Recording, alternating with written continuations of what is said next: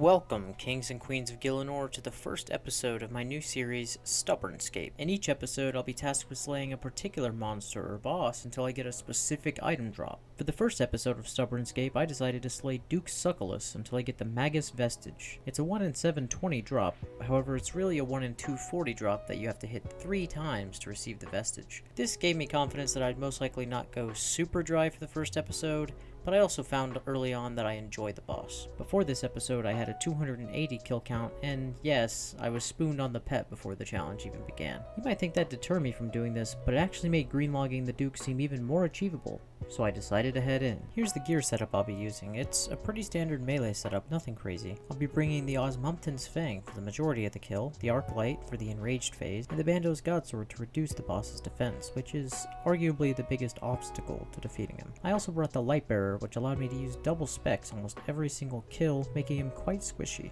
Here are my starting supplies. Just under 9.3 mil in Divine Super Combat Potions, Stamina Potions, Prayer Potions, and Sharks. I also charged up my Ring of Shadows with 1000 teleports as well as a stack of 500 house teleports. We'll use this information to determine my total profit at the end of the challenge. Here are the rules of StubbornScape. Rule 1. You guys choose my task. I'll be assigned a specific monster or boss, which will be from a pool of my choosing, with your recommendations considered, but ultimately it'll be voted on by you guys. There will be polls in my community tab. Rule number 2, I'll choose a unique to hunt.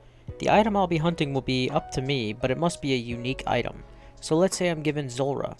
I could choose the Tanzanite Fang or the Magma Mutagen, but I couldn't choose the Spirit Seed. Let's be real, if you guys were able to choose the item, you'd probably choose the pet the first time, and quite frankly, I'd rather gouge my eyes out than kill General Grodor 5,000 times or more for a single video. Rule number 3, you'll guess what KC for the drop. In each episode, I'll announce what the next boss will be, as well as what item I'm hunting. In the description of that video, I want you guys to guess how many kills it will take for me to get that drop. Whoever's the closest will get 1 OSRS bond. If multiple people tie, they'll all get a bond. Make sure to include your in-game name so I have a way to find you. And yes, this means I'll be choosing the subject of the second episode as well, just so that you guys can begin guessing right from the start. The first vote will determine the boss for the third episode, which will be a poll in my community tab. Rule number 4, I'll slay the boss until I get the drop.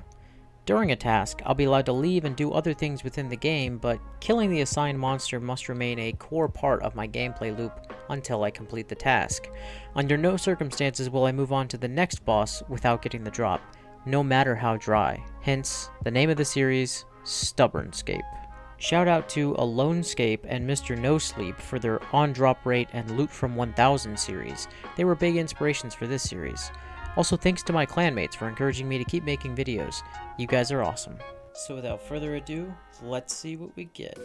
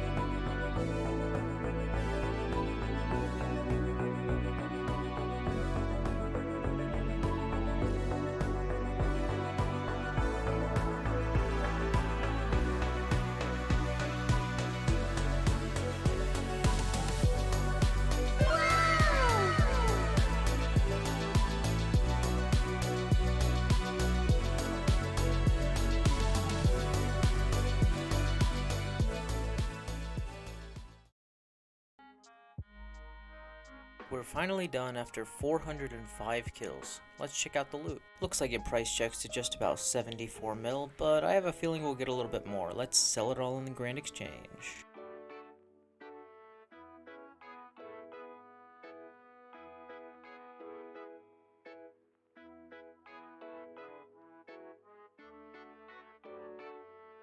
Last but not least, the uniques. It looks like chromium ingots have crashed quite a bit, but that's okay.